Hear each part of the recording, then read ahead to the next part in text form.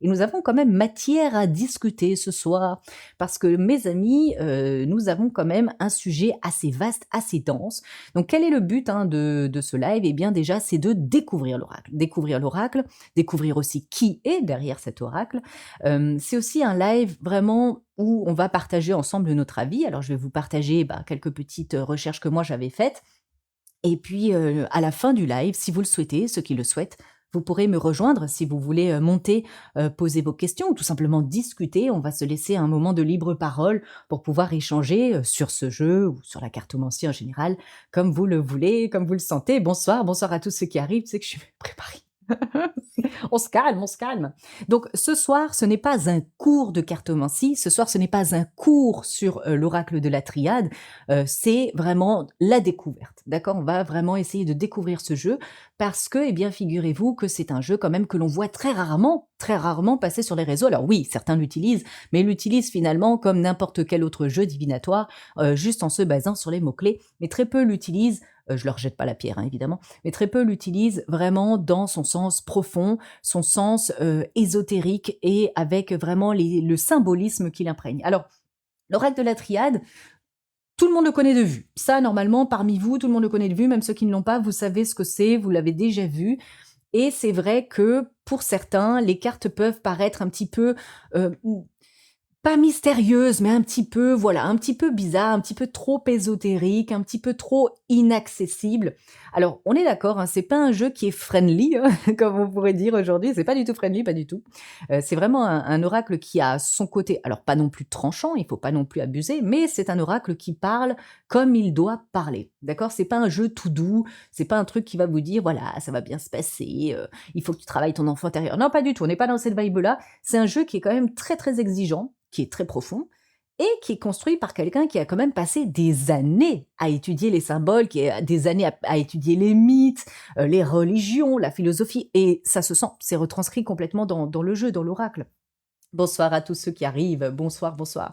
Et je trouve un petit peu dommage, alors je ne sais pas ce que vous en pensez, mais je trouve que c'est un petit peu dommage de le voir finalement si peu utilisé. Merci Stéphanie. J'ai vu les... Alors je suis désolée, je fais une petite parenthèse, mais j'ai vu les cadeaux Bob l'éponge, je sais pas si je les ai mis, j'étais mort de rire. Donc merci beaucoup Steph. Et donc pour moi, ça reste un jeu voilà qui est très peu utilisé. Je trouve ça un petit peu dommage. Et finalement, pourquoi je trouve ça dommage? Parce que je trouve que c'est l'oracle vraiment le plus abouti qui existe aujourd'hui sur le marché. Je répète, pour moi, c'est l'oracle le plus abouti qui existe aujourd'hui sur le marché. Alors, évidemment, il est dense, il est très dense d'ailleurs, et il est un peu à contre-courant, hein, on n'est pas du tout dans cette vibe de 2025. On n'est pas dans ce courant assez doux de la guidance, du développement personnel. C'est pas du tout. On peut en faire hein, avec, mais ce n'est pas vraiment trop son but. Et c'est vrai que bon, ça peut lui enlever ce côté un petit peu marketing, voilà. Donc c'est peut-être une des raisons pour lesquelles on ne le voit pas trop sur les réseaux. Mais avant de rentrer vraiment dans le vif du sujet, de découvrir un petit peu la substance, la substante moelle qui le nourrit, eh bien j'aimerais quand même qu'on discute un petit peu de l'histoire du jeu, parler de son créateur, Dominique Duplat, de l'état d'esprit de Dominique Duplat, parce que c'est quand même quelqu'un d'un petit peu spécial, de vous montrer aussi comment le jeu est structuré et finalement de réussir, merci beaucoup, à vous faire ressentir l'ambiance particulière du jeu, parce qu'il a quand même une ambiance très particulière, il a un esprit finalement. D'ailleurs, ceux qui sont sur le live et qui utilisent l'oracle de la triade, répondez-moi en commentaire et dites-moi, est-ce que vous avez l'impression que ce jeu a une âme? Est-ce que vous avez l'impression que ce jeu a une âme? Oui ou non? Vous mettez juste oui ou non, comme ça j'ai une petite idée. Bonsoir à tous ceux qui arrivent. C'est vrai, c'est le seul que tu utilises quasiment? Oui, oui, ouais, voilà. Il a quelque chose. Il a quelque chose. Je vais pas dire qu'il est habité le jeu parce que sinon ça va vous faire peur. Il n'est pas habité, mais il est vivant. Voilà, il est vivant, il y a pas une entité dedans, mais il y a quelque chose. Il y a quelque chose et je pense que l'explication, lorsqu'on va rentrer dans les détails, je pense que vous allez comprendre le pourquoi du comment. Mais voilà, d'ailleurs petite question, est-ce que sur ce live, parce que là vous êtes oh my god, vous êtes déjà 135, sur les 135 personnes qui sont présentes, est-ce que vous pouvez me dire, là pareil, vous me mettez oui ou non, comme ça je vois la tendance, qui l'a? Est-ce que vous l'avez? Vous me mettez oui pour oui, je l'ai et non, je ne l'ai pas. Comme ça, je vois déjà un petit peu heu, qui on a sur le live et puis aussi adapter un petit peu peut-être mon discours ce soir en fonction de la majorité aussi. Ah OK, quand même une grande majorité quand même et puis on a, des personnes qui ne l'ont pas encore, mais on a quand même une majorité de oui, j'ai l'impression, hein. Oui, oui, oui, oui, oui. OK, OK, parfait, parfait. Il ne me parlait pas. Oui, il y a ça ne m'étonne pas, ça ne m'étonne pas. Mais j'espère qu'après ce petit live, il te parlera. OK. Alors déjà, on va commencer, ben, par le commencement. Qui est derrière ce jeu? Parce que si vous comprenez qui est derrière ce jeu, vous allez peut-être comprendre ce jeu. Merci, merci pour tous les petits cadeaux, hein. Je suis désolée si je vous remercie pas à chaque fois, mais c'est pour avancer un petit peu. Mais qui est derrière? Parce que si vous comprenez le parcours de Dominique Duplat, vous allez comprendre pourquoi ce jeu est aussi spécial.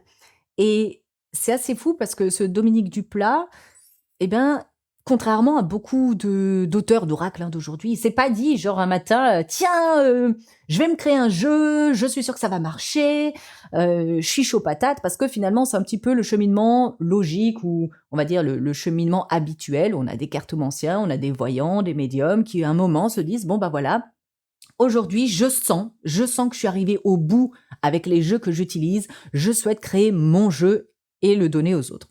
Et lui, c'est pas du tout ça. Pas du tout, pas du tout, pas du tout. Lui, pour lui, tout va partir, tout va démarrer d'une expérience qu'il va vivre à ses 8 ans. Et il raconte, alors c'est par rapport à une interview qu'il avait faite, il raconte dans cette interview qu'à cet âge-là, il avait vécu un truc quand même qui était très, très, très, très, très étrange, voire mystique. C'était un moment, donc je vous rappelle qu'il a 8 ans, c'est un moment où finalement il avait eu cette perception du monde et même la perception de lui-même qui était comme effacée, genre en flottement, vous voyez? Comme si voilà, toute la perception était complètement modulée. Alors à 8 ans, c'est comme vivre une forme de transcendance, hein, c'est quand même assez, alors je vais pas dire que c'est choquant, mais ça peut être perturbant pour un enfant de 8 ans. Donc avoir ce détachement de la matière et à la fois, ce détachement du corps et cetera. Et donc je pense que ça l'a vraiment, vraiment marqué et ça a été le point de départ, ça a été l'élément déclencheur, ça a été peut-être ce qui a ouvert la boîte de Pandore, mais en tout cas, c'est ce qui lui a donné envie de comprendre le monde dans lequel il vit, mais aussi le monde invisible. Donc à 8 ans, ouais, c'est peut-être une des réalisations, peut-être, je ne sais pas, il faudrait lui demander, mais moi j'appelle ça plutôt une forme de transcendance, c'est-à-dire quand on transcende la matière et qu'on est dans une espèce de dans une couche dans une couche autre que celle du monde, de matière et le monde physique dans lequel on est. Et donc, ce Dominique Duplat, eh bien, il va grandir un petit peu et puis, il devient un rat de bibliothèque, hein. Il commence vraiment à lire, à lire, à lire, à lire, à être intéressé par les symboles, toujours par l'invisible, et il reçoit une énorme encyclopédie. Vous voyez ces encyclopédies, qui s'établissent en plein, plein, plein de tomes différents, donc vous avez le 1, le 2, le 3, plein, plein, plein de volumes et puis ça vous remplit les bibliothèques, donc il avait ça et donc il découvre la préhistoire, l'Égypte, les mythes et cetera et cetera et cetera et donc tout ça, ça va le nourrir, le nourrir, le nourrir, le nourrir et puis, chez son grand-père, il tombe sur une pile de magazines qui parlent de paranormal, de mauvais œil, de sorcellerie, de légendes, enfin voilà, tous ces petits trucs-là. Et autant dire, bah voilà, que tout ça a continué de l'alimenter, de l'alimenter, de l'alimenter. Donc il faut quand même se dire, voilà, à cet âge-là, c'est normal. Mais quelques années plus tard, il va tomber sur un livre qui s'appelle, pardon, l'auteur c'est Rampa. C'est Rampa. Et c'était un auteur, pour ceux qui ne voient pas qui c'est un auteur dont toute l'histoire est un mélange de mythes, de semi-fiction, de spiritualité un petit peu des fois farfelue. Et voilà, on ne sait jamais, on ne savait pas avec lui dissocier vraiment le vrai du faux. On savait qu'il mitonnait un petit peu, mais on ne savait pas quand est-ce qu'il disait la vérité. Vous voyez, c'était un petit peu ce genre-là. Et on pourrait qualifier cet écrivain peut-être, bon après je m'avance un peu, mais peut-être comme un des précurseurs des écrivains à tendance New Age, peut-être. Mais voilà, il faut se mettre dans la peau de Dominique Duplat à cet âge-là. Donc là, il avait déjà grandi, il devait avoir à peu près 14 ans. Et pour lui, bah, lire ce livre, ça a été encore un portail vers un autre monde. D'accord? Bonsoir à tous ceux qui arrivent, bienvenue, bienvenue. Donc il ne comprenait pas tout, hein, ça c'est vrai. Mais voilà, certaines idées ou certaines choses qui étaient écrites dans ces livres faisaient déjà écho finalement à son expérience, à ce qu'il avait vécu quand il avait 8 ans, cet état de transcendance, etc. Et qui ont encore été alimentés derrière par toutes ces connaissances. Et finalement, ce genre de synchronicité que Dominique Duplat a vécu va continuer dans le temps. Et il y a une anecdote qu'il raconte dans son interview, il dit que quelques années encore plus tard, il va vivre un événement qui était quand même très marquant. Alors je crois qu'il s'était blessé au lycée, quelque chose comme ça. En tout cas, bref, il se retrouve à l'infirmerie. D'accord? Donc je pense quand même qu'il s'était fait un petit bobo. Il se retrouve à l'infirmerie, infirmerie dans laquelle il se repose, il s'endort, il est exténué. Et pendant son sommeil, il y a un élève de terminale, je crois, qui va lui déposer un livre sur sa table de chevet. Une semaine plus tard, qu'est-ce qui s'est passé? Cet élève meurt dans un accident. Donc là, vous imaginez le choc que va vivre Dominique Duplat, et ce choc qui va rendre finalement ce livre encore plus précieux, encore plus important. Pour lui, il prend ça comme un signe non négligeable. Il se dit, voilà, ouf, ce livre va prendre vraiment toute son importance. Et c'était un livre de, je me l'étais noté, Hermann Hesse. Voilà. Donc là, c'est le choc, hein, c'est vraiment le choc. Et puis, il se met en tête vraiment que voilà, il y a des synchronicités, il y a des choses qui le hasard n'existe pas. Il faut l'étudier, il faut le comprendre. Il y a un monde invisible, il y a quelque chose. Tu connais Ingrid Hermann? Hermann Hesse? Ah bah magnifique. Magnifique, magnifique. Donc voilà, là vous voyez que c'est quand même quelqu'un qui, petit garçon, a été déjà dans l'invisible. Il a déjà aussi expérimenté, hein, ça n'a pas été que de la lecture, il a aussi expérimenté une expérience physique si on peut appeler ça physique, mais plutôt spirituelle. Et tout ce cheminement finalement n'a fait que alimenter au fur et à mesure du temps, eh bien toute son admiration, tout son intérêt, toute sa curiosité vers le spirituel, vers l'invisible. Alors, finalement, ça va me permettre de faire la transition vers la suite parce que ça va nous amener à son rapport à la spiritualité. Et d'ailleurs, ce qu'il faut savoir, c'est que Dominique Duplat, il n'aime pas trop ce mot. Donc, il le dit clairement. Pour lui, la spiritualité, c'est devenu un peu le truc fourre-tout. C'est un mélange de toutes les croyances, de tous les dogmes, tous les types d'ésotérisme, tous les fantasmes. Donc, en fait, il ne s'y reconnaît pas vraiment. D'accord? Donc, il préfère, lui, il se définit comme quelqu'un d'hérétique. C'est-à-dire, hérétique, c'est quelqu'un au sens propre, hein, c'est quelqu'un qui va avoir une opinion contraire à la norme, c'est quelqu'un qui ne se plie pas au cadre, c'est quelqu'un qui ne se plie pas aux exigences, c'est quelqu'un qui n'a pas, qui ne, comment dire, qui ne va pas dans le sens de l'idée du peuple, de l'idée principale, d'accord? Donc, pour moi, Dominique, c'est un peu le dissident, c'est un peu le mat dans le tarot, c'est celui qui est un peu hors cadre, c'est un peu celui qui dit, voilà, moi je suis spirituel, mais je fais pas partie des spirituels. Vous voyez, c'est un petit peu voilà, il est un peu en marge de, pas de la société, mais en marge du courant spirit. J'ai failli oublier. Ah oui, oui, bah voilà, il faut être là, il faut être là. Et donc voilà, on peut faire le lien finalement avec la triade, parce que ce jeu qu'on a là sous les yeux ne ressemble à aucun autre. Il est complètement en marge de tous les jeux, tous les oracles qui ont été dessinés. Alors, l'oracle de la triade, il faut savoir qu'il a été dessiné dans les années 90. Pour vous donner une idée, enfin publié dans les années 90, c'est à peu près en même temps que l'oracle G. Voilà, comme ça, vous voyez, oui, c'était un rebelle. Merci Onyx, merci beaucoup. Et donc voilà, donc on est vraiment dans les années 90, c'est un autre mood, on n'est pas du tout, enfin, vous voyez qu'on est complètement à côté. Enfin, l'oracle de la triade par rapport à l'oracle G, ça n'a rien à voir. Mais alors rien, rien, rien. Oui, absolument Oasis, absolument ma petite sorcière du désert, oui, oui, oui. Et donc ce jeu, hein, il est vraiment étrange parce qu'il va mélanger à la fois, bon, on en parlera peut-être plus tard, mais vous voyez que c'est un jeu qui touche un peu à tout. Il va toucher à l'Égypte, il va toucher à la mythologie gréco-romaine, au christianisme, il va toucher à plein, plein de choses, à l'alchimie aussi. Il va piocher en fait dans tout, mais il est prisonnier de rien. Vous voyez? C'est-à-dire qu'il va piocher dans chaque petite, religion, croyance, système, principe, et cetera, mais il ne s'enferme de rien. Il ne se définit pas, il dit pas: «L'oracle de la triade est un oracle, ba ba bam». Non, non, non! Lui, c'est un mec hors cadre, donc l'oracle est hors cadre, et c'est ça qui est très intéressant. Alors autre chose intéressante aussi sur Dominique Duplat, c'est que, alors je suis certaine que certains d'entre vous l'ont fait, moi je l'ai fait, j'avoue, c'est que vous avez essayé de le chercher sur les réseaux sociaux. Et qu'est-ce que vous avez trouvé? Rien du tout. Absence médiatique. Un fantôme, un fantôme. Merci, merci beaucoup. Un fantôme. Et c'est très intéressant parce que finalement, dans un monde où Même pour vendre un oracle, si maintenant, vous décidez vous-même de vendre votre oracle, on va, vous conseiller de créer votre marque ou votre nom d'artiste, d'être présent sur les réseaux, de faire la promo, d'avoir Facebook, Instagram, TikTok, voire même YouTube, faire les salons, faire des conférences. Bah, lui, c'est tout l'inverse. Tout l'inverse. Lui, il s'est dit: «Moi, je suis un petit fantôme, vous me laissez tranquille». Alors, on peut se dire: «Oui, mais bon, les réseaux sociaux, c'était pas trop la vibe, dans les années 90, c'était quand même il y a 30 ans». Alors on est d'accord, mais il faut savoir quand même que dans les années 90 et jusqu'à aujourd'hui, les salons de la voyance, les salons de l'ésotérisme, les salons du bien-être et cetera, il y en a pléthore. Les conférences, pareil, ça a toujours existé, d'accord? Et pourtant, il les fuyait comme la peste. Donc c'est assez fou. C'est assez fou, personne ne peut se vanter d'avoir une photo avec lui. Mais vraiment personne. Et 30 ans, ça fait mal, oui. Oh!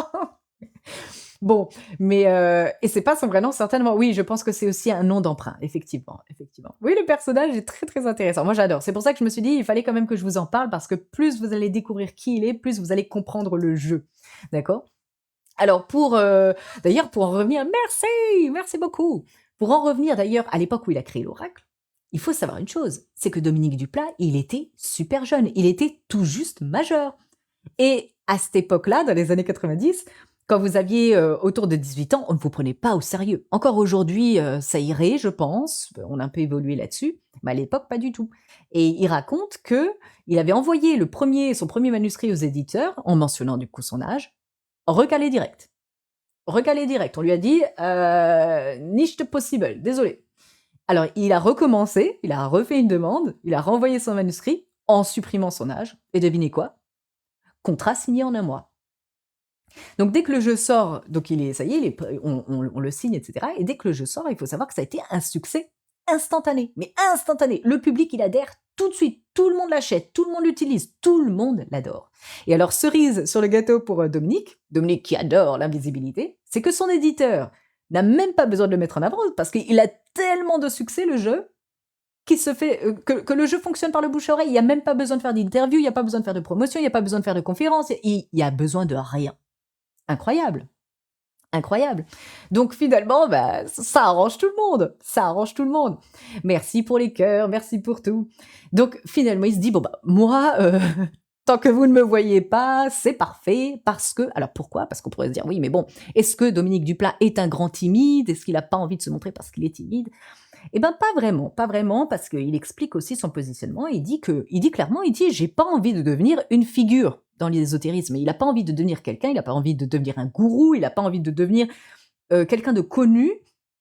Il préfère travailler dans l'ombre et il dit, une des raisons pour lesquelles, il préfère rester dans l'ombre, il explique qu'il a vu trop d'amis, qu'il a vu trop de personnes dans son entourage changer drastiquement pour les médias, pour l'image et cetera.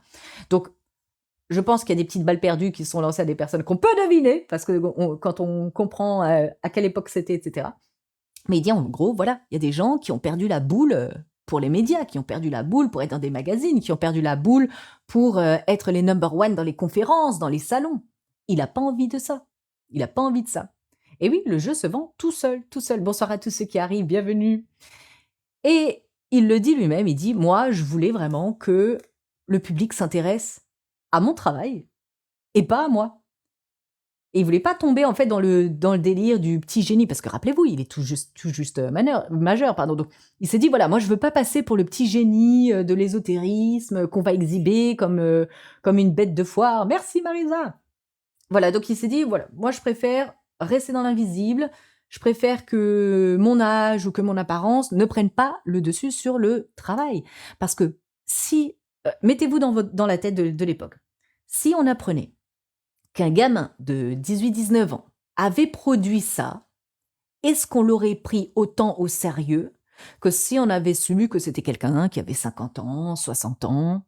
Pas du tout, pas du tout. Et pourtant, le jeu est tellement riche que je pense que le choix d'avoir caché Dominique Duplat était une stratégie incroyablement intelligente.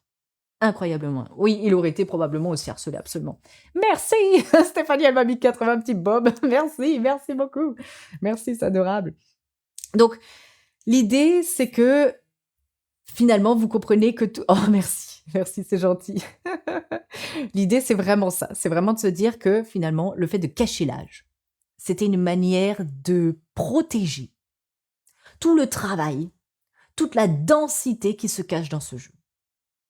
Et maintenant, on va parler du jeu, parce que maintenant que vous connaissez Dominique Duplat, maintenant il faudrait que l'on parle du jeu. Oui, là, j'ai l'apparence influence, c'est exactement ça.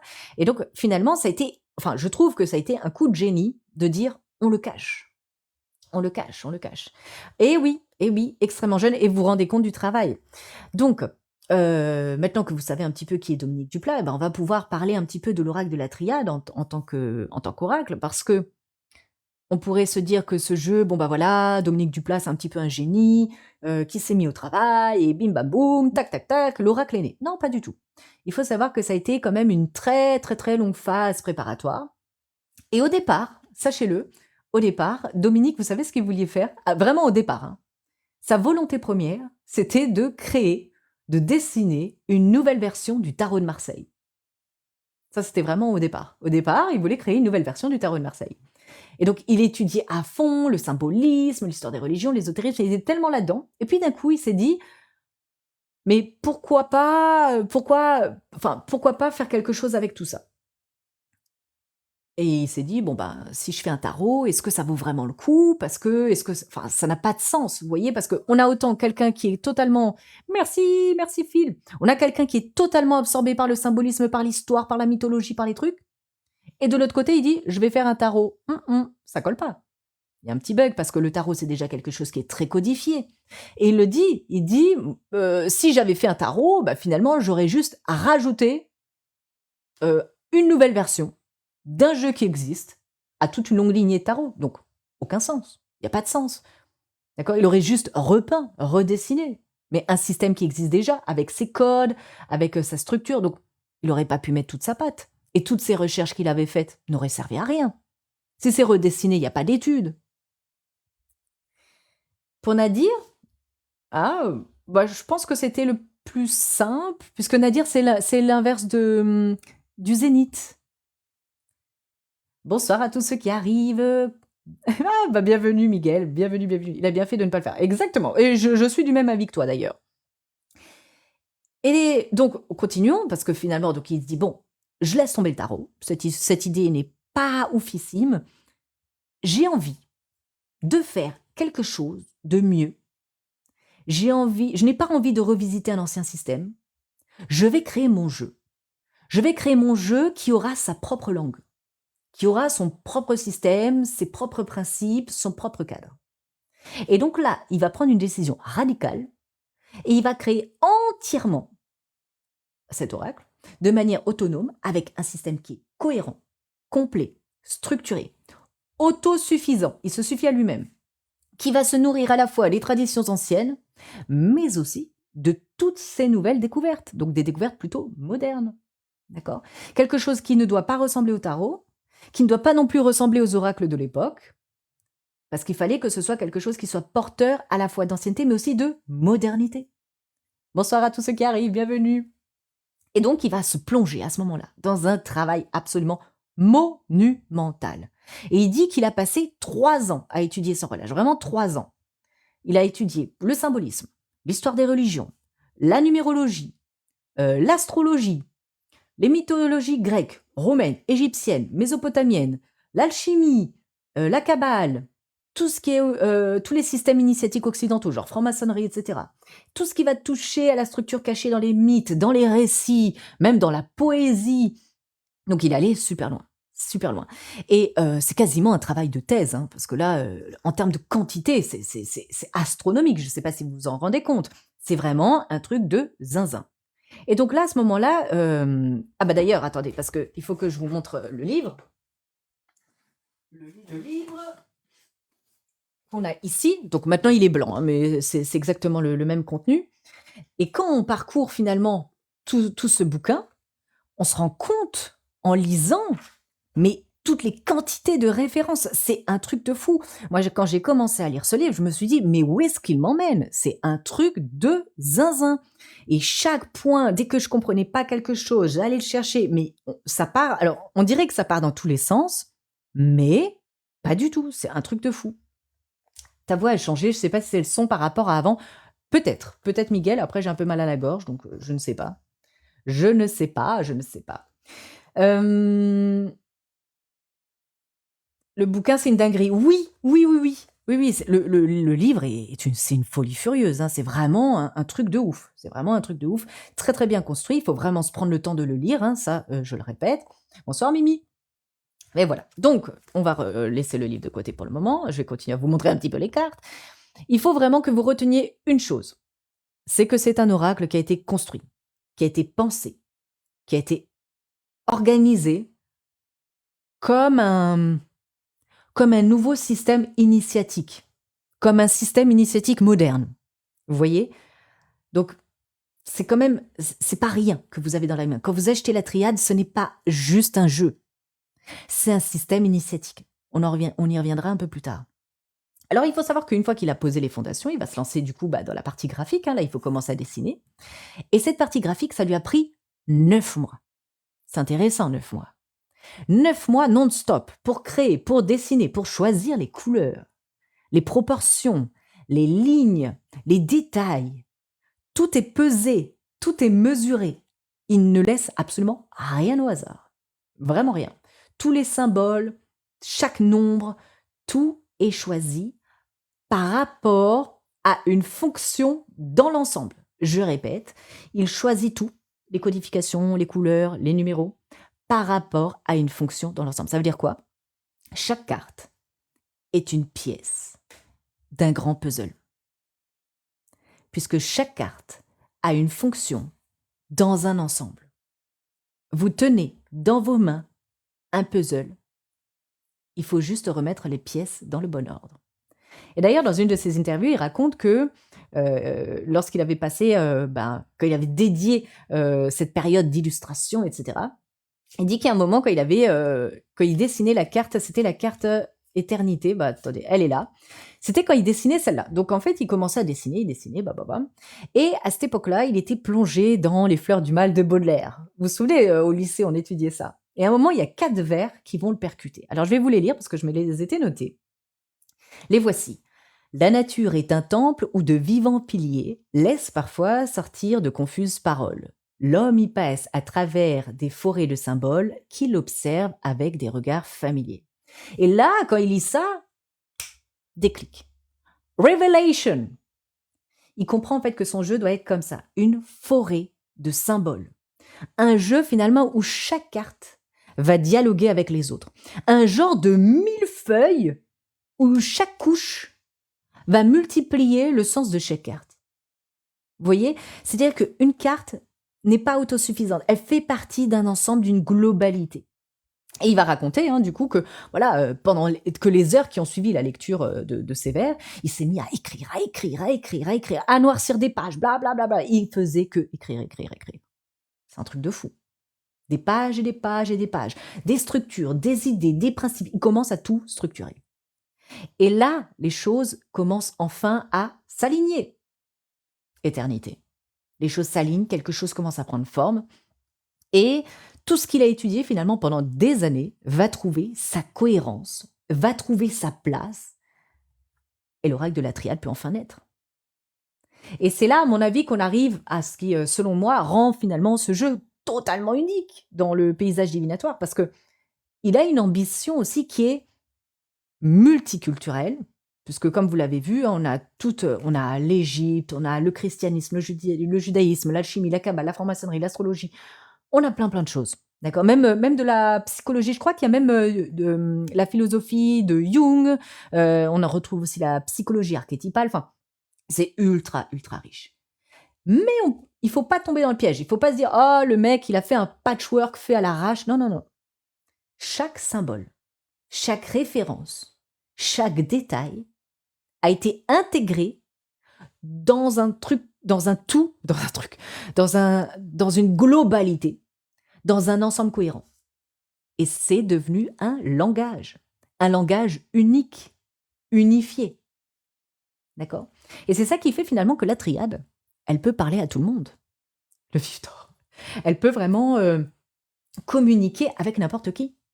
Même si vous n'y connaissez rien en alchimie, même si vous n'y connaissez rien en kabbale, si vous avez un petit peu de culture biblique, si vous avez un petit peu de culture égyptienne, si vous avez de mythologie égyptienne, un petit peu de culture, gréco-romaine, ça suffit. D'accord? On n'est pas obligé de tout maîtriser. Après, évidemment, c'est intéressant, d'un point de vue culture générale, mais c'est ça qui fait que ce jeu peut parler à tout le monde, quelle que soit votre origine, quelle que soit votre religion, quel que soit votre système de croyance, quel que soit tout ce que vous êtes, ce jeu peut vous parler. Parce que justement, c'est un melting pot multiculturel. C'est incroyable. C'est incroyable en réalité. Et oui, il est génial. Et il faut se dire un truc, c'est que ce jeu, ce système, parce qu'on va appeler ça un système, il tient en 57 cartes. D'accord? 57 cartes. Et pour moi, c'est une prouesse, parce que je me dis 57 cartes, mais c'est une architecture de zinzin, c'est construit comme un immeuble. Enfin, il y a quelque chose, il y a une structure qui est phénoménale. Et c'est pour ça d'ailleurs, hein, vous pouvez demander aux personnes qui tirent la triade, ils vous diront tous les cartomanciens, toutes les cartomanciennes vous diront, qui utilisent plusieurs jeux, on va dire, hein. Les gens qui utilisent plusieurs jeux vous diront toujours, la triade est un oracle qui ne parle pas comme les autres. La triade a son langage, il parle différemment. Et c'est ça qui est intéressant parce qu'en fait, ce jeu-là va toujours toucher à la racine du problème, à la dynamique qu'il y a derrière. Vous voyez? Par exemple, si vous dites, je vous donne un exemple, mais par exemple, si vous dites, est-ce que mon ex va revenir? Il va pas, il va répondre, est-ce que l'ex va revenir? Oui, évidemment qu'il va le faire. Mais il va révéler toutes les dynamiques, tout ce qui est mis en œuvre derrière. Les peurs, les croyances, les pensées limitantes, les vrais obstacles, etc., etc. Donc, super, super intéressant. Et d'ailleurs, je pense que c'est aussi pour ça que beaucoup de débutants l'achètent au début, hein, parce qu'ils se ils se disent: «Oh, il a l'air sympa, il a l'air bien et tout» et puis finalement, une fois qu'ils l'ont, ah, il reste dans un tiroir. Parce que, pourquoi? Parce que la triade, c'est pas un oracle qui se prend en main comme ça. C'est un oracle qui appelle à la réflexion, qui appelle, à la compréhension, qui demande de relier les points, voyez-vous? Qui demande de l'attention, qui demande un minimum de culture aussi, hein, soyons honnêtes. Ou même si on n'a pas toute la culture, moi-même je ne l'ai pas totalement, ça demande de la curiosité. D'accord? Ça demande un minimum de curiosité. Il faut s'interroger sur ce que l'on a devant les yeux. C'est pas juste des petites images comme ça faites à l'arrache. Maintenant que je vous ai dit tout ce que je vous ai dit, vous devez le savoir, OK? Donc c'est vraiment hyper intéressant. Et oui, je dis pas du coup. Il faut l'utiliser, mais il faut le rencontrer. Et ça, on en parlera tout à l'heure dans le live. D'accord? Mais voilà, je veux vraiment que vous compreniez que ce qui le rend passionnant, ce qui le rend intrigant, ce qui le rend aussi puissant, c'est tout ce que l'on vient de voir. C'est son langage qui est unique. Et si 30 ans plus tard, dites-vous, on est quand même en 2025, si 35 ans plus tard, il a toujours du succès, qu'il a même été réédité en blanc, pour repartir sur quelque chose de peut-être de plus lumineux ou de plus jeune, c'est quand même c'est pas pour rien, c'est que il est indémodable. Et ça, c'est le genre de jeu que l'on va retrouver dans 100 ans, dans 200 ans, et les gens diront oui, en 1990, au XXe siècle, il y aura des livres, enfin, ça va être génial. C'est un jeu qui va traverser vraiment les années, les siècles. Enfin, j'en suis persuadée, si le monde existe encore. Et oui, mais il est intriguant, tu vois, Leslie. Je l'ai en blanc, il est intemporel. Il est intemporel. Intemporel. Intemporel. Oui, ce sont les mêmes, hein, ce sont vraiment les deux mêmes. Ça, c'est l'ancienne version, la version avec les bords noirs, et ça, c'est la nouvelle qui est avec les bords blancs. Voilà, mais c'est vraiment la même. Celui-ci n'est plus en vente pour le moment, mais ne faites pas les imbéciles, ne cherchez pas à l'acheter d'occasion parce que vous allez tomber sur des contrefaçons, vous allez tomber sur des arnaques. Et même si c'est le vrai, il sera vendu à des centaines d'euros, 150, 200, 300 euros. Ne le faites pas, parce que dans quelques années, j'en mets ma main coupée, ils vont le rééditer en noir. Voilà, donc ne le faites pas. C'est pas trop le sujet du live, Kat.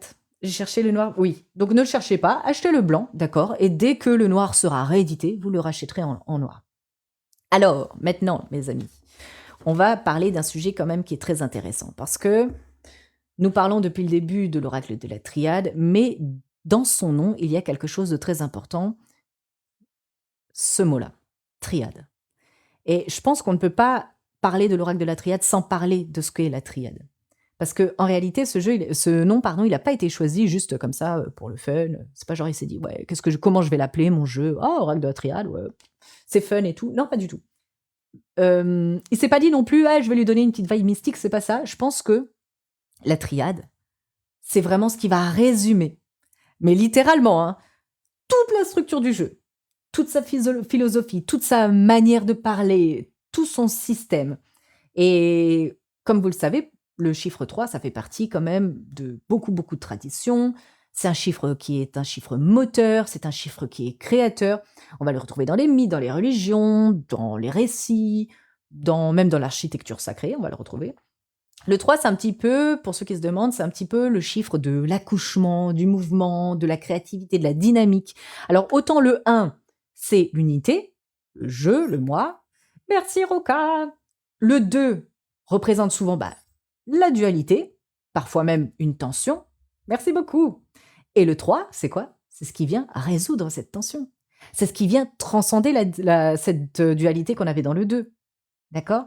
Donc, le 3, vous le retrouvez partout. Vous le retrouvez, par exemple, chez les chrétiens avec le Père, le Fils, le Saint-Esprit. Vous le retrouvez en mythologie égyptienne avec Isis, Osiris, Horus. Vous le retrouvez en Inde avec Brahma, Vishnu, Shiva. Vous avez, même dans la mythologie grecque, vous avez les 3 parcs. Vous avez, enfin, on retrouve le 3 partout. Et en numérologie, oui, c'est la Trinité Sainte. On le retrouve même dans la Kabbale. On a vraiment, même dans la numérologie simple, on est sur la créativité, l'expression, l'expansion. Ok? Même dans le tarot de Marseille, le 3, c'est l'impératrice. D'accord? On est dans une énergie expansive. Le 3, c'est le moteur. C'est le moteur. Et Dominique Duplat, lui-même le dit, hein, ça c'est vrai, ça vient pas de moi, hein, ça c'est vraiment lui qui le dit. Il dit que quand il faisait son jeu, le principe ternaire revenait, mais tout le temps. Tout le temps. Dans toutes ses recherches, le ternaire revenait tout le temps. Et c'était pas parce qu'il se focalisait sur le 3, pas du tout, hein. Mais parce que finalement, c'est l'architecture qui se faisait vraiment toute seule et tout tournait tout le temps autour du 3. Tout tournait tout le temps autour du 3. Salut Dimitri, comment vas-tu? Il s'en rendait compte dans la manière dont les cartes dialoguaient entre elles et même dans sa structure. Alors finalement, le 3, c'est un petit peu devenu la structure, les poutres, la charpente, un peu invisible du jeu. Et là, maintenant que j'y pense, est-ce qu'il y a des musiciens parmi vous ou pas du tout? Ça va super, Dimitri. Vous savez ce que c'est le 3 si je vous dis 3 et musique, est-ce qu'il y a des musiciens parmi vous? C'est quoi si je vous fais ça? Non, c'est pas une tierce. C'est la valse! Merci Kat! J'ai eu peur, je me suis dit, oula. Je me suis dit, oula. Ok, j'allais être solo. Non, effectivement, c'est la valse. D'ailleurs, je vous conseille, si vous aimez bien la musique classique, je vous conseille les valses de Chopin. Elles sont magnifiques. Voilà. Valse, magnifique. Voilà, c'était la musique, c'était la session musique. La valse. L'oracle de la triade est une valse. L'oracle de la triade respire par le ternaire. Le poumon de l'oracle de la triade, c'est le 3. Oui, ça peut faire penser à l'amour, exactement. Mais la valse, évidemment, c'est magnifique, c'est magnifique. Bref, reconcentrons-nous. Donc, revenons-en à Dominique Duplat, je me suis dispersée. Il dit lui-même, il dit que l'oracle de la triade, c'est une sorte d'échiquier en 3D, en 3 dimensions, avec des messages cachés, avec des structures internes, et avec des cartes qui se répondent toujours par un cycle de 3. Ça, vous devez le mémoriser dans votre tête. Et des polarités qui retrouvent leur résolution dans une 3e voie. Vous savez ce que c'est la 3e voie ou pas? Ça vous parle? Si vous ne savez pas ce que c'est, vous ferez une petite recherche sur Google, ce sera le début de votre apprentissage, parce qu'on va retrouver la 3e voie très très très souvent dans cet oracle. En tout cas, vous comprenez que tout travaille en arrière-plan. Le 3, le ternaire, va donner la cohérence au jeu, et ça va donner aussi cette verticalité. Merci beaucoup, merci infiniment. Si l'auteur t'écoute, il doit être heureux. Bon, peut-être pas. Il va peut-être se dire, elle est un peu fofolle celle-là, elle est en train d'inventer des trucs. On sait pas. Mais voilà, il faut vraiment se dire qu'il y a une architecture numérologique.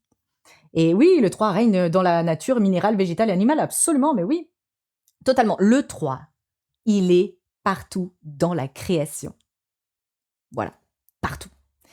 Et tout à l'heure, vous vous souvenez, je vous ai dit, le jeu, il fait 57 cartes. 5 et 7, ça nous fait 12. 1 plus 2, pardon, ça nous fait 3. On retrouve le ternaire. Encore un 3. Donc il y a rien d'anodin, en fait. Le jeu commence par l'alpha et il finit par l'oméga. D'accord? C'est hyper intéressant. On part du commencement et on arrive à la fin. On a l'étincelle, l'élan du début et on a l'accomplissement, l'aboutissement le plus total. Vous voyez, c'est passionnant, c'est passionnant. Donc il y a tout un système. Bonsoir à tous ceux qui arrivent. Les 3 temps, le passé, le présent, le futur, oui, mais absolument. Les 3 temporalités, absolument. Je ne sais pas si ça se dit temporalité, peut-être que j'ai inventé un mot, mais oui, absolument. Et ce qui est intéressant, c'est que finalement, ce jeu, donc il valse, d'accord, il valse. On comprend qu'il a un début et qu'il a une fin. On comprend que l'alpha représente le début d'un chemin initiatique. Je vous expliquerai après pourquoi chemin initiatique, quand on fera un petit peu la numérologie du jeu. Et l'oméga représente la résolution, l'intégration, la totalité, une fin qui, en réalité, peut être un recommencement, un peu comme avec le tarot de Marseille, avec le mat qui se détache de l'aboutissement de la carte du monde pour repartir s'incarner dans le battleur. C'est un peu un cycle en perpétuel mouvement, vous voyez. Et quand on regarde tout ça, eh ben, on comprend que la triade, c'est un système initiatique ternaire qui danse sur une valse en 57 cartes. Attends, j'ai un cheveu sur la langue. Voilà. Pardon. Voilà, donc c'est pour ça que ce jeu n'est pas comme les autres. Et que même si vous ne saviez pas tout ce qu'on a vu depuis le début du live, eh bien, vous avez quand même senti qu'il n'était pas comme les autres et qu'il avait quelque chose de différent. Voilà, donc c'est vraiment top. Alors maintenant, les amis, je vais boire un petit coup et on va parler un petit peu de numérologie. Bonsoir Fleur de Vie, comment vas-tu? Bonsoir à tous ceux qui nous rejoignent ce soir. On va parler de numérologie, on va parler des premières cartes, surtout les 12 premières.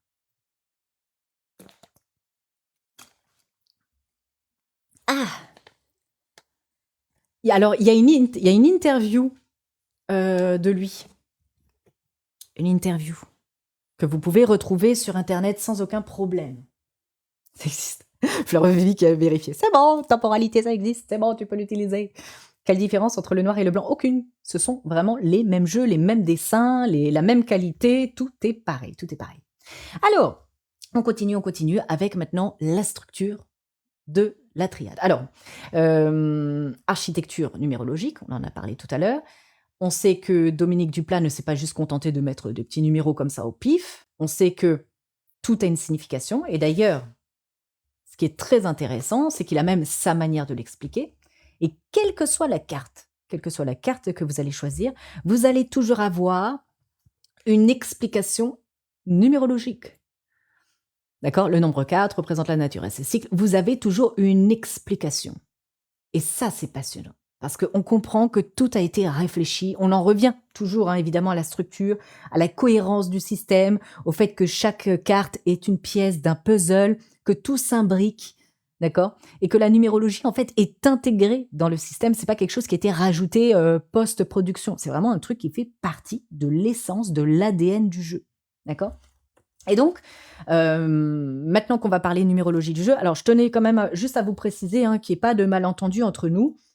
À partir de maintenant, tout ce que je vais vous dire ou tout ce que je vais vous montrer n'est pas écrit dans le livre, d'accord? Et c'est des trucs que j'ai déduits par moi-même, d'accord? Donc, si Dominique Duplat voyait le live, il est tout à fait possible, voilà, qu'il s'arrache les cheveux, qu'est-ce qu'elle raconte celle-là, d'accord? Donc, ne prenez pas pour argent comptant ce qu'on va voir maintenant, parce qu'il n'y a rien d'officiel dedans, ok? C'est vraiment, je vous partage une petite partie de mes travaux de recherche sur cet oracle, ni plus ni moins, d'accord? Donc, je ne suis pas Dominique Duplat, ça marche? C'est vraiment important. Alors, ce que je vais faire déjà dans un premier temps, je vais prendre les 3 premières cartes. Et si vous avez l'oracle de la triade chez vous, n'hésitez pas à les prendre avec moi et à les sortir devant vous, comme ça vous allez les prendre en main pendant qu'on va en parler. Alors, ce livre-là, Stéphanie, n'est plus édité. Maintenant, il y a la nouvelle version qui est un livre blanc, mais c'est le même. C'est le même. Vous ne pouvez pas vous tromper. Vous tapez l'oracle de la triade Dominique Duplat, il n'y a qu'un seul ouvrage. Et soit c'est l'ancien, et sinon il y a le nouveau qui est blanc comme la boîte. Voilà, qui respecte le design de la nouvelle édition. OK? Voilà. Tout à l'heure, je vous ai parlé de ternaire, les amis. Voilà pourquoi j'ai sorti les 3 premières cartes. Parce que je me suis dit que dès le début, on allait rentrer dans ce système, dans l'architecture et dans la première inspiration de l'oracle. Puisque rappelez-vous qu'il respire sur la valse. Et donc, on a l'alpha, le commencement, l'étincelle originelle, l'incarnation dans la matière, un peu comme le battleur. C'est vraiment la possibilité de quelque chose à son état le plus pur. D'accord? C'est aussi le principe actif, c'est le je m'incarne, je commence, j'entre dans l'existence.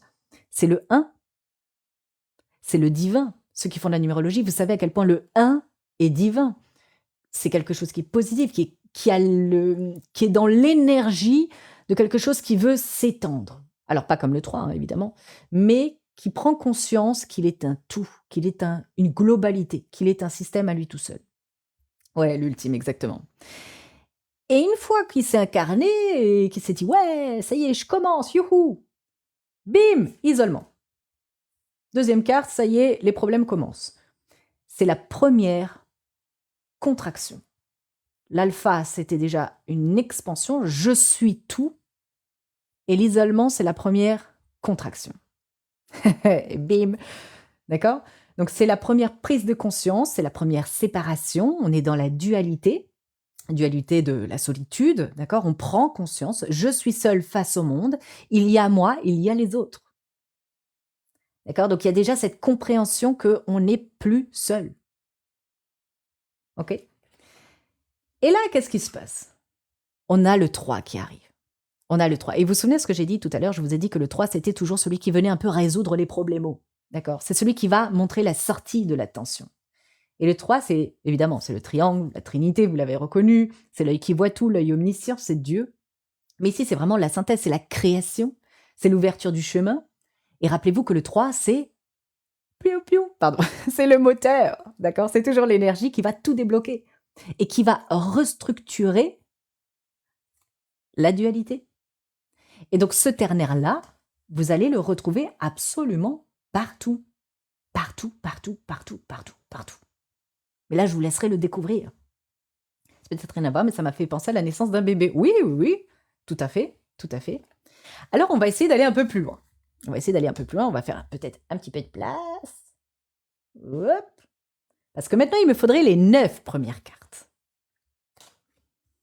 Parce que là, on a parlé du premier ternaire. Alors maintenant, j'aimerais vous montrer les 9 premières cartes. Alors, pourquoi les 9 premières cartes? Eh bien, parce que maintenant, j'aimerais qu'on parle un petit peu dans un jargon numérologique pur. Tiens, mon chiffre. Tiens. En numérologie, vous savez que on s'arrête à 9, qu'on travaille toujours sur des simplifications. Alors pourquoi on s'arrête à 9 et pas 10? Parce que 10, ça devient donc un nombre. Un nombre, c'est donc composé de 2 chiffres. Et donc le 10 devient le 1.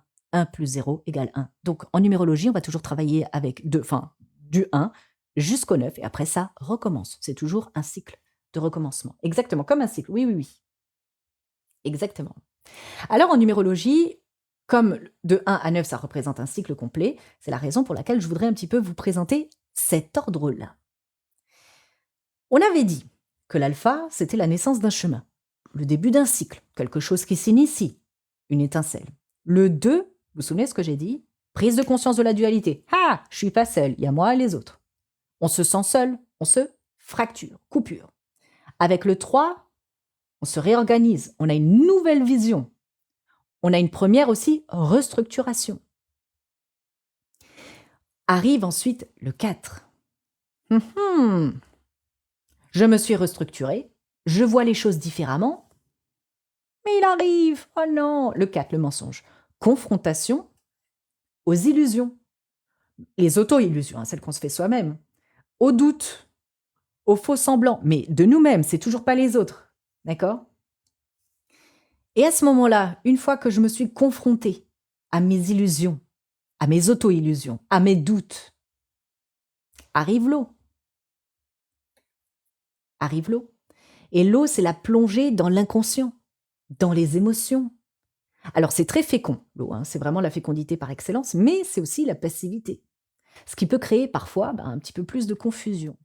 Alors, il va falloir que je revienne à mes origines, avec le 6, que je revienne à la tradition, aux fondations, au cadre, à la structure, d'où je viens.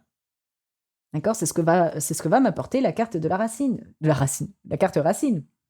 OK? Et une fois que je suis revenue à mes origines, à mes traditions, à mes fondations, ce qui fait ce que je suis aujourd'hui, alors se présente à moi une porte, le passage initiatique, le seuil. J'ai un choix à faire. J'y vais pas. J'y vais ou j'y vais pas. Si j'y vais, je vais peut-être rentrer dans un nouveau niveau d'expérience. D'accord? Un nouveau plan. Et donc, si j'y vais, qu'est-ce qui se passe? Derrière la porte, fiou, chute. Je tombe au point le plus bas. Donc, comme je l'ai dit au début du live, le nadir, c'est l'opposé du zénith. Zénith, c'est quand on dit le soleil est au zénith, ça veut dire qu'il est à son point culminant, le plus haut. Et donc, le nadir, c'est le point le plus bas. C'est l'opposé. Donc, il y a une grande chute, d'accord, après la porte. J'ai franchi le seuil de la porte et voilà que je tombe. Nuit noire, état de crise existentielle, dépression. Mais c'est un effondrement qui est nécessaire. Nécessaire pourquoi? Pour changer de plan. D'accord? Et si je change de plan, si j'ai une compréhension, alors à ce moment-là, j'accède au neuf, la sagesse. J'intègre, je prends du recul, je comprends enfin, je vois différemment. J'atteins un niveau d'élévation, avec la pyramide, on est toujours dans l'élévation, un niveau d'élévation intérieur. D'accord? Mais il a fallu que je traverse le 8. OK? Alors, tous les détails, que ce soit sur les lettres hébraïques, sur les dessins, vous avez tout dans le livre. Tout dans le livre. Là, on ne va pas s'arrêter sur chaque détail parce que sinon, on n'y arrivera pas, Sophia. Mais ça, je vous invite vraiment à acheter le livre. Toutes les réponses sont vraiment dedans. Il ne cache rien du tout. Alors, maintenant que vous avez vu un petit peu comment moi, évidemment, je voyais cette suite numérologique de 1 à 9. Donc là, je suis restée dans la numérologie cyclique. 1, 9, merci, au revoir.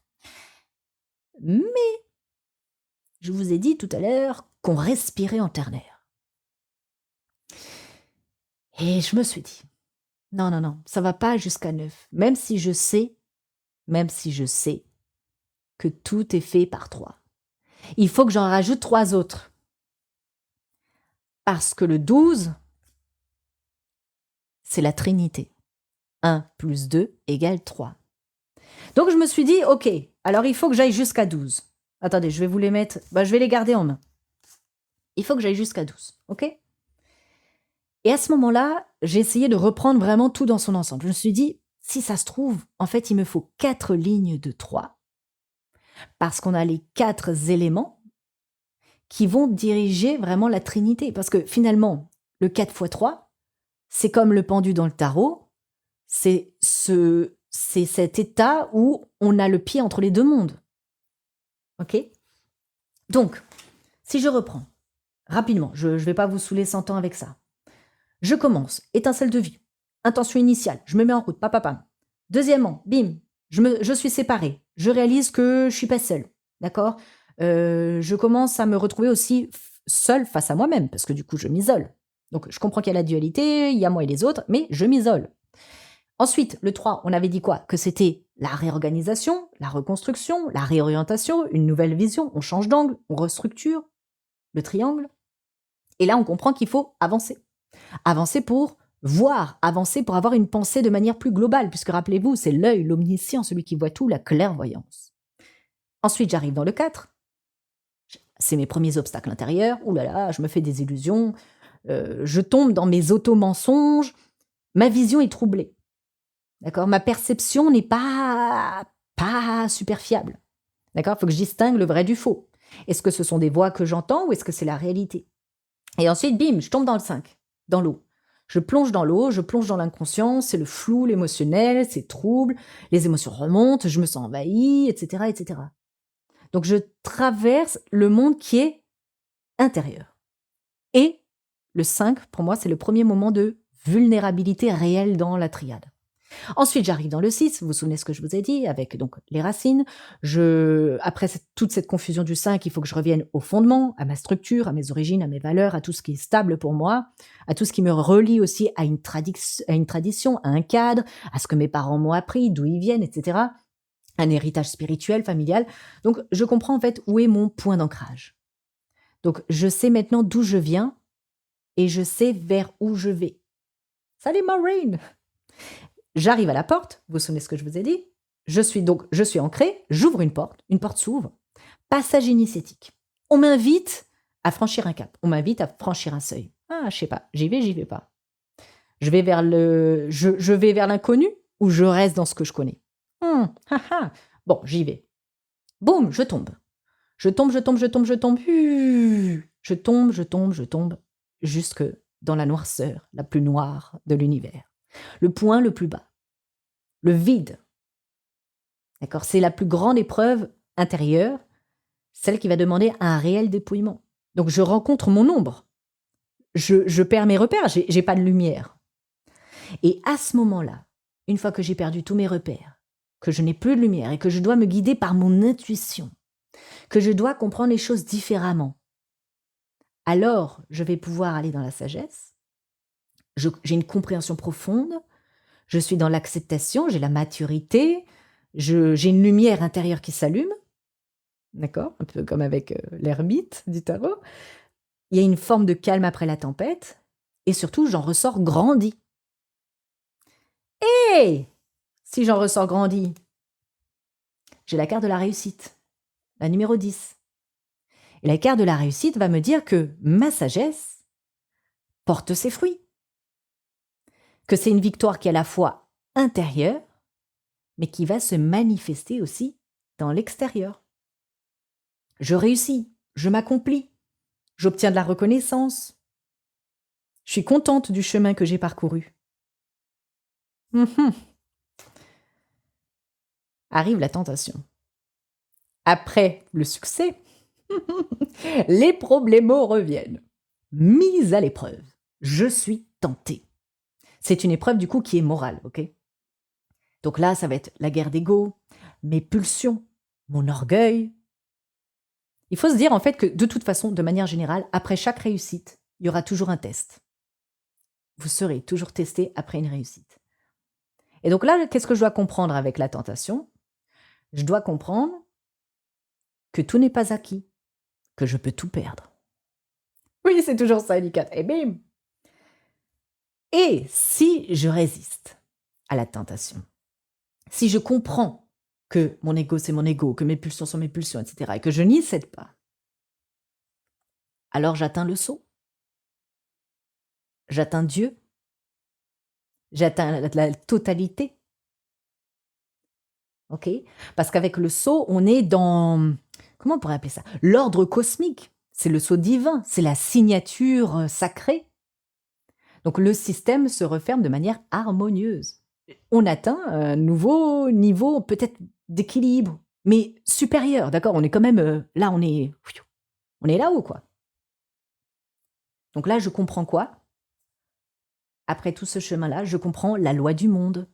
Je comprends le sens de mon chemin.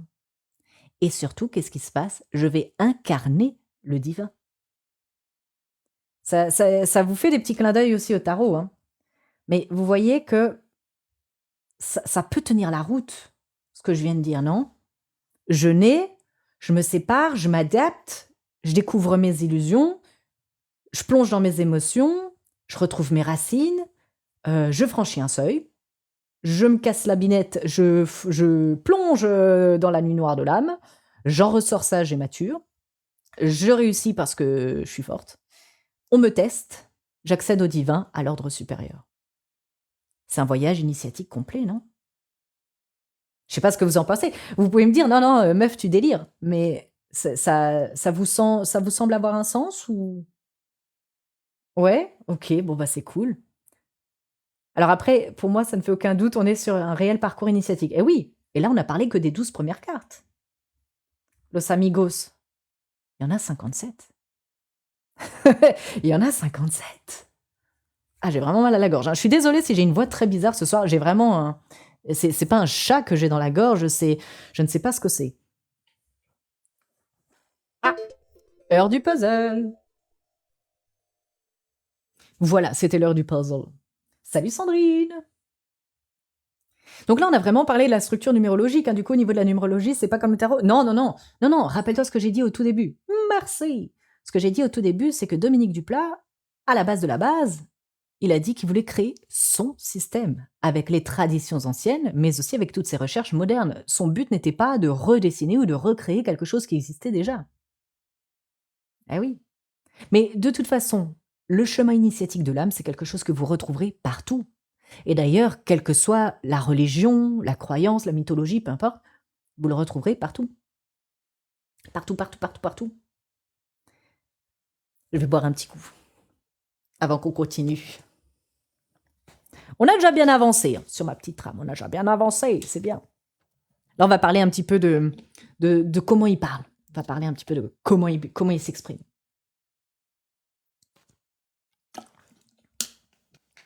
Parce que la triade, c'est quand même un jeu qui parle une autre langue. C'est ce que je vous disais tout à l'heure.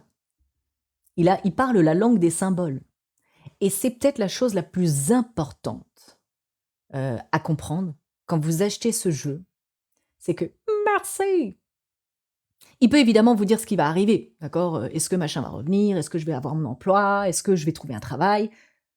Mais son vrai pouvoir, les amis, c'est qu'il est capable de vous raconter tout ce qui est à l'œuvre, les dynamiques qu'il y a derrière, d'accord? C'est une langue universelle, absolument. Si vous avez des questions, les amis, on se les garde pour après, si ça ne vous dérange pas. On se les garde pour à la fin du live. Comme ça, on aura un espace de discussion et d'échange. Ce sera peut-être plus simple comme ça. Donc, si on plonge dans son système de langage intérieur, de langage unique, hein, de réseau à réseau symbolique, parce que partout, partout, partout, partout, on se rend compte que la triade ne va jamais répondre juste à la question. Elle va toujours répondre finalement au sens de la question, à la mécanique que vous vivez, à la structure, qu'elle soit psychique, émotionnelle, spirituelle. En fait, tout ce qui va sous-tendre la situation, d'accord? Tout ce qui se passe en arrière-plan, tout ce que vous ne voyez pas vraiment, mais qui se cache derrière la vraie question. Et c'est pour ça d'ailleurs que je pense que beaucoup sont déroutés par cet oracle, parce que la triade, je trouve, hein, vous m'arrêtez hein, si vous ne le sentez pas, mais je trouve que la triade lit autant dans l'âme de la personne pour qui vous tirez les cartes, autant qu'elle peut lire les événements. Vous captez le délire? C'est-à-dire qu'elle a cette capacité de sonder votre âme autant que votre futur. Merci, merci Marissa. Ouais, oui, c'est ça, lecture en 3D, absolument. Et c'est ça qui est zinzin. Je vais vous donner un exemple, tiens. On va prendre des cartes un peu moches. On va prendre donc isolement. On va prendre Nadir, parce que je sais que celle-là, vous ne l'aimez pas. Et bah tiens, pénitence, c'est très bien. On va prendre vraiment 3 cartes pas belles, pas belles. Donc on a ces 3 cartes-là. Voilà. On a ces 3 cartes. Et on va dire que notre consultante, qui s'appelle toujours Lucie, elle va vous demander, elle va dire, écoute, je me pose une question, j'aimerais bien savoir comment je vais évoluer dans ma relation avec Bob. Donc elle sort avec Bob, mais elle aimerait bien voir comment elle va évoluer dans cette relation, au sein de cette relation. Quelle sera son évolution personnelle au sein de cette relation. Et on a isolement, Nadir, pénitence. La triade, elle va pas vous dire, elle va pas dire à Lucie, Lucie, c'est mort, c'est mort, laisse tomber et tout, tu vas mal évoluer dans cette relation, casse-toi. C'est pas ce qu'elle dit. Elle va expliquer, oui, Lucie, elle a pas de chance. Elle va expliquer les forces qui sont à l'œuvre. Alors, par exemple, avec isolement, elle peut dire, la triade peut dire que voilà, que peut-être émotionnellement, Lucie va se sentir seule, qu'il y a une énergie de dualité. D'accord? Vous voyez bien que l'image est coupée en deux. Il y a un miroir, il y a une opposition, qu'il y aura une dualité dans la relation. Peut-être aussi qu'elle va explorer son propre espace. Bon, en s'isolant, certes, hein, on parle de prison quand même, de rentrer dans sa bulle, vous voyez. Peut-être pour entendre l'écho ou... parce que quand je vois cette carte, moi j'entends un peu comme des chuchotements, vous voyez, genre des échos, les chuchotements comme dans une grotte. Donc c'est comme si elle écoutait voilà, des petites voix dans sa tête. Voilà. En tout cas, on voit qu'il y a une forme d'incompréhension d'accord? Et de conflits dans le couple parce que cette carte-là va toujours parler de dualité. Donc on ne se comprend pas, on ne s'entend pas, on ne trouve pas sa place, donc on s'isole, OK? Ensuite, on a par exemple Nadir. Nadir là, ça nous annonce, comme je vous l'ai dit tout à l'heure, la chute. Ça se casse la gueule, on tombe au fond du trou et on va pas dire ça à Lucie, hein, mais on voit qu'il y a une forme de dépression qui s'installe, que ça n'ira pas. C'est la nuit noire, une période compliquée, on n'y voit pas clair, on est confus, d'accord? Et elle est toujours seule dans cette expérience. Pourtant, moi, j'ai demandé comment elle allait évoluer au sein de la relation, comment elle allait évoluer dans la relation. Pour le moment, elle est tout le temps seule. C'est chaud quand même. Mais si elle lève les yeux, elle peut voir le bout du tunnel. Il y a une petite porte de sortie. Alors si elle prend cette petite porte de sortie, elle arrive sur pénitence. Et avec pénitence, on va comprendre que cette chute-là, la chute de Nadir, elle va s'en relever, mais avec des stigmates, avec des cicatrices, avec de la douleur, avec de la culpabilité. Techniquement, elle peut avancer, mais en boitant, je pense. Donc elle peut essayer, mais ça va pas être fastoche. Vous voyez? Donc on aurait pu dire à Lucie: «Franchement, laisse tomber, arrête tout de suite». On aurait pu, mais c'est pas comme ça que fonctionne la triade.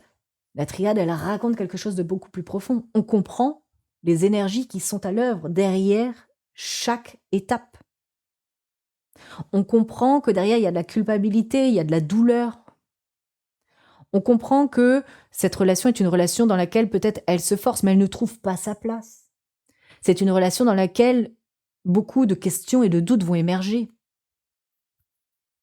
On ne peut pas juste lui dire: «Alors, tu vas être isolé, tu vas être dans le noir et tu vas souffrir». Ça, c'est de l'événementiel. Mais on ne peut pas, avec la triade, on ne peut pas lire les cartes comme ça. Vous comprenez? On doit vraiment rentrer dans l'univers et l'énergie de chaque carte. Et oui, vous avez raison, absolument. Eh oui, eh oui, tu vas morfler, tant pis. C'est ça, c'est ça. Merci Sarah. Donc, comment utiliser finalement le langage de la triade? C'est assez simple, parce que quand vous allez utiliser l'oracle de la triade, vous ne devez pas chercher l'événement. Vous ne devez pas dire il va se passer ça, il va se passer ça. Bon, vous pouvez évidemment, mais pas que. Cherchez toujours à comprendre la dynamique. Cherchez toujours à comprendre le principe. Cherchez à comprendre aussi le cycle. D'accord? Quand il y a une carte sombre, par exemple, qui tombe, ça ne veut pas dire que c'est la fin du monde. Ça explique qu'il y a une contraction. Il y a, vous voyez, ça se durcit, ça se rétracte, ça se contracte. Quand vous avez une carte lumineuse, par exemple, je pense à la carte de la lumière, si vous avez une carte lumineuse, oui, évidemment que ça annonce des choses positives, mais pas que. On est dans une énergie d'expansion. Ça veut dire qu'il y a quelque chose qui, fou, qui s'étale, qui prend de la place. Là, je vous parle d'une dynamique. Vous voyez? Le soleil, ça irradie. Ça va loin, les rayons du soleil. Ok? Si on prend une carte qui est peut-être plus philosophique, comme le temps, ça ne veut pas dire que c'est hors sujet par rapport à votre question. Ça vous montre qu'il y a une énergie spécifique. Il y a une vision d'ensemble à comprendre. Ok? Le temps, c'est Chronos. Ça veut dire évidemment c'est le temps qui s'écoule, c'est Saturne, mais c'est aussi la moisson. Il y a peut-être des choses à récolter, qui sait. D'accord? Donc il faut vraiment vous dire que la triade, elle va toujours vous montrer ce qui se cache derrière une question, même quand la question semble un petit peu bateau, simpliste. Vous allez comprendre vraiment ce qui se passe derrière. Et là, vous allez avoir des lectures, mais de fou malade, vraiment, vraiment, vraiment. Ok? Alors, si vous venez d'acheter l'oracle de la triade ou que vous l'avez, mais que vous n'utilisez pas trop parce que bon, ben voilà, vous n'êtes pas encore très à l'aise, eh ben, on va peut-être voir ensemble comment débuter avec ce jeu, tout simplement. Et il faut vraiment que vous soyez OK avec le fait que ce n'est pas un jeu qui se prend en main en 10 minutes. Vous voyez? C'est pas un jeu qui est compréhensible comme ça instantanément. Vous devez comprendre que chaque mot-clé écrit sur la carte n'est que la pointe visible de l'iceberg. C'est ce qui vous montre ce vers quoi tend la carte, mais ça ne vous révèle pas la carte. Vous comprenez? C'est caché. Donc il faut vraiment que, que vous compreniez ça, c'est que la pointe visible de l'iceberg, le mot-clé. Et donc, il va falloir vraiment que vous étudiez chaque carte. Donc, c'est un oracle qui peut un peu intimider, d'accord? Mais vous devez vraiment comprendre que si vous l'approchez avec de la curiosité, de la méthodologie, etc., ça va vraiment, vraiment, vraiment devenir un compagnon de route extraordinaire sur votre chemin qu'est la cartomancie. D'accord? Il y a plein, plein de choses que je ne connaissais pas du tout, mais alors pas du tout. Mais grâce à l'oracle de la triade, je l'ai étudié. Il y a plein, plein de choses, mais je ne savais pas. Le taoïsme, etc., c'est des trucs, ça n'avait aucun, ça ne percutait pas chez moi. Je savais pas ce que c'était. Ben, je l'ai étudié, je l'ai découvert, je l'ai compris. Vous voyez, c'est vraiment ça, ce jeu. C'est pour ça que je vous dis que c'est un jeu qui est initiatique. Il va vous initier. Et ça, ne cherchez pas à demander à quelqu'un de le faire pour vous. C'est à vous de le faire tout seul. D'accord? Salut Astrolone. Ça fait 1 an que je suis en étude dessus, je le sors de plus en plus, mais c'est très, très bien. Franchement, bravo Anna. Franchement, bravo. Il faut continuer à le sortir, il faut le faire parler, il faut vraiment, entretenir ce lien que vous avez avec vos jeux. C'est vraiment hyper, hyper, hyper intéressant et important. D'accord? Donc si parmi vous, il y a vraiment des gros, gros, gros débutants, genre que ça y est, vous découvrez la cartomancie et vous dites, «Voilà, j'ai envie de me lancer dans la cartomancie. Je commence à acheter mes premiers jeux» ou «Je vais acheter mon premier jeu». Plutôt, «Je vais acheter mon premier jeu». Est-ce que la triade est faite pour vous? Non. Non, pas du tout. Pas parce que c'est difficile, mais parce que c'est dense. D'accord? Il faut pas oublier que l'oracle de la triade, c'est un oracle qui est super pour les personnes qui aiment réfléchir, pour les personnes qui ont envie de comprendre la mécanique qu'il y a derrière les événements, pour les personnes qui s'intéressent aux symboles, pour les personnes qui ont peut-être déjà une petite pratique du tarot ou de l'oracle Béline, vous voyez, qui est peut-être déjà un petit pied dans l'astro, un petit pied dans les fonctionnements initiatiques. C'est c'est vraiment un jeu qui est fait pour les gens qui aiment la profondeur, la culture. Voilà, pas les choses simples, vous voyez, vraiment quelque chose qui les nourrit. C'est vraiment, important, vraiment important. Donc si vous êtes vraiment un grand, grand, grand débutant, ne l'achetez pas. Vous n'allez rien en faire. Et si vous l'achetez, donc si vous n'êtes pas un grand débutant, que vous avez déjà une petite expérience dans la cartomancie, pas forcément avec le tarot ou le Béline, hein, ça peut être d'autres jeux, vous devez absolument acheter ce livre, qui aujourd'hui, je vous l'ai rappelé, est blanc. Il n'y en a qu'un, vous ne pouvez pas vous tromper, c'est Dominique Duplat, l'oracle de la triade, couverture blanche aujourd'hui. Vous devez acheter le jeu qui est blanc maintenant, c'est celui que j'ai en haut, celui-ci, avec le livre qui est blanc aussi. Vous ne pouvez pas utiliser l'oracle de la triade uniquement avec le petit livret qui est dedans. C'est pas possible. Vous ne pouvez pas le comprendre. Vous devez acheter le livre et vous devez l'étudier. Étudier. Oh non, on ne veut pas étudier. Si, vous allez étudier. Donc, comment on peut faire? Déjà, ce que vous pouvez faire, c'est... il y a 57 cartes. Ça veut dire qu'en 57 jours, vous pouvez apprendre l'oracle de la triade. Si vous me dites 57 jours, c'est trop long, laissez tomber tout de suite la cartomancie, c'est pas fait pour vous. On va parler français. Si pour vous, 57 jours, c'est trop long, la cartomancie n'est pas faite pour vous parce que la cartomancie, c'est un travail de longue haleine, c'est un travail d'étude et c'est quelque chose qui demande du temps et de la passion, de la persévérance et de la détermination. Donc, ce que vous pouvez faire, vous prenez une carte par jour, vous la retournez, vous allez dans le livre, vous cherchez sa signification, vous essayez de la comprendre. Pas plus d'une par jour. Je vous vois venir, oui, mais si j'en fais une le matin et une l'après. Non, une par jour. Et vous réfléchissez dessus. Vous pouvez même prendre les pages en photo. D'accord? Vous les prenez en photo. Et par exemple, pendant votre pause au boulot, vous relisez. Vous relisez vite fait le passage. Ok, donc un fond complètement noir. Ok, ça fait écho à la carte numéro 1. Ah oui, c'est vrai, c'était l'alpha. Blablabla. Bla, bla, bla, et vous essayez de comprendre. S'il y a des mots que vous ne comprenez pas, d'accord? S'il y a des mots que vous ne comprenez pas ou des principes que vous ne connaissez pas, c'est ok. Vous faites une petite recherche Google et vous apprenez, vous découvrez. Et c'est comme ça que vous allez capter que chaque couleur de fond n'est pas anodine, que chaque ligne n'est pas anodine. Il y a toujours des choses qui sont cachées. C'est passionnant, c'est passionnant. Donc faites-le peut-être comme ça. En 57 jours, l'oracle de la triade, vous avez déjà mis les pieds dedans. D'accord? Alors évidemment, une fois que vous avez fait la carte, vous la retirez. Elle ne revient plus dans le jeu de base, évidemment. Vous ne devez pas faire 50 fois la même carte. Chose importante aussi, bonsoir à tous ceux qui arrivent, vous devez tenir un cahier. Vous devez un carnet, un classeur, un carnet, un bloc-notes. Notez vos impressions, notez des mots-clés qui vous sont plutôt personnels, d'accord? C'est pas parce que l'auteur dit que telle carte, voilà, vous avez 3 mots-clés, vous pouvez en rajouter, d'accord? Il y a pas de problème. À partir du moment où vous avez compris ce qu'elle signifie, c'est bon, c'est tout bon. Et j'étais en train de réfléchir, je me disais: «Encore un autre conseil que je pourrais vous donner, c'est peut-être les tirages». Évitez peut-être, une fois que vous avez compris les cartes, évitez les gros tirages parce que je sais que dans le bouquin, il propose des gros tirages avec, 12 cartes, par exemple celui-là. Ne les faites pas au début. Franchement, ne les faites pas au début. Restez sur des tirages plus simples, même des tirages, en 2 cartes, en 3 cartes. OK? Merci Isa. En 3 cartes, c'est très bien, hein. Vous pouvez faire des superbes tirages, hein. Par exemple, un tirage sentimental en 3 cartes, vous dites, voilà, ça c'est moi, ça c'est l'autre, d'accord? Le conjoint, la conjointe ou, le crush et ça c'est, ce qui nous relie, ce qui nous unit. Vous pouvez faire en 3 cartes toujours, par exemple, sur une ligne, situation actuelle, évolution de la situation, résultat. Vous pouvez faire la situation, le défi ou l'obstacle, le conseil, pour un tirage plutôt guidance. Vous pouvez faire l'ombre, la lumière et comment intégrer les 2, comment, jongler et cetera et cetera. Voyez? Non, Lisa, j'ai dit que c'était pas un cours, c'est un petit live tranquille. Arrêtez de me mettre la pression comme ça.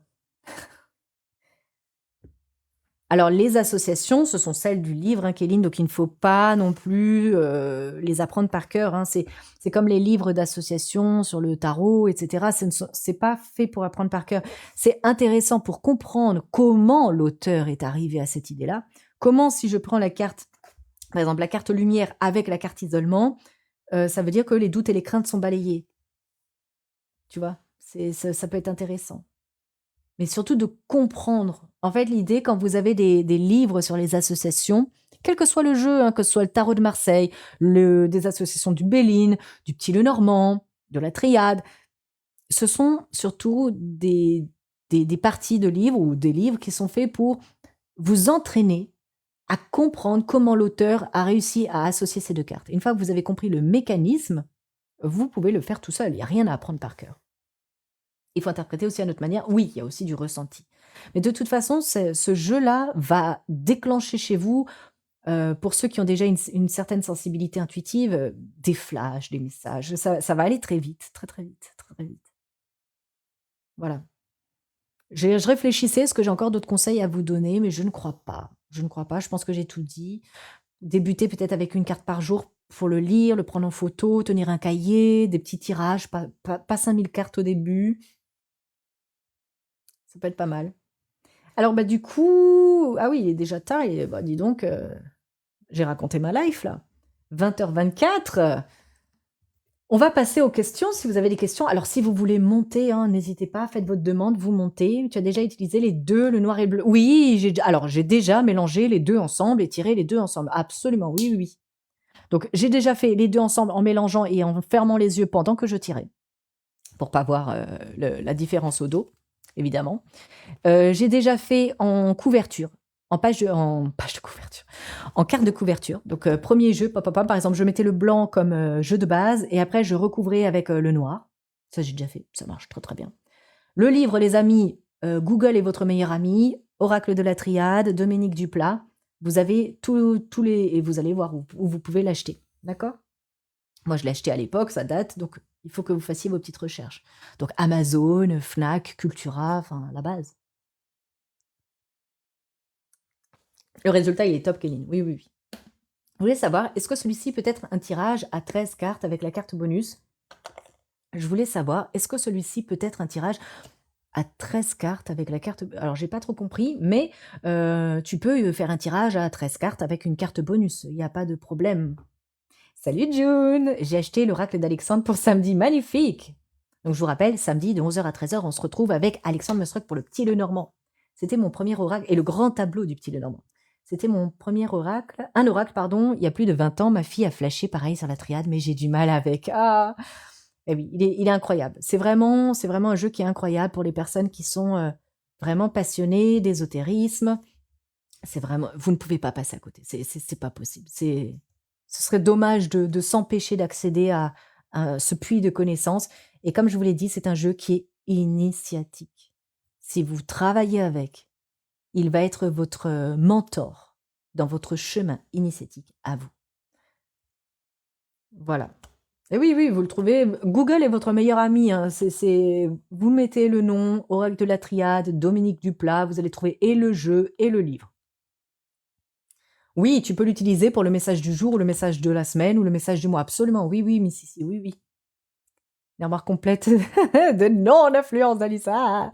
Tirage du jour, juste la coupe, une seule, comme vous voulez, une seule carte ou la coupe du jour. C'est vous qui décidez, hein, ça, c'est pas à moi de décider pour vous. Faites comme vous le sentez, les amis. Quand je l'ai acheté, la vendeuse m'a apporté le livre et elle m'a dit, sans le livre, vous ne faites rien. Elle avait raison, 100% raison.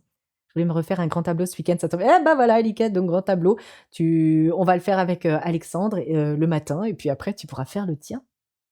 Moi, j'ai un peu de mal avec ce jeu. Je peux comprendre, je peux comprendre. La triade m'a aidé pendant ma maladie, waouh.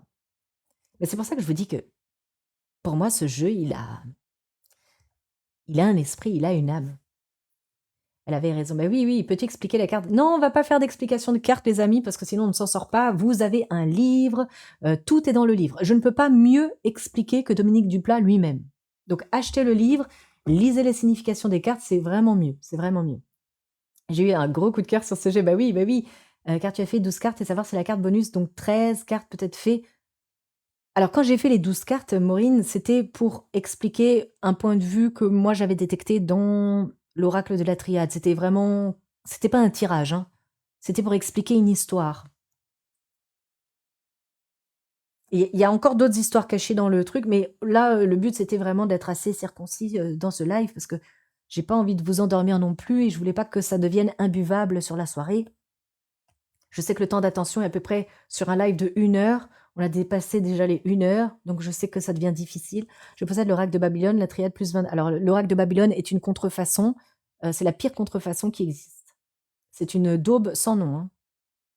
J'ai plus de 200. Parce que du coup, on n'est plus du tout dans le système de la triade, hein. Donc, il sert à rien.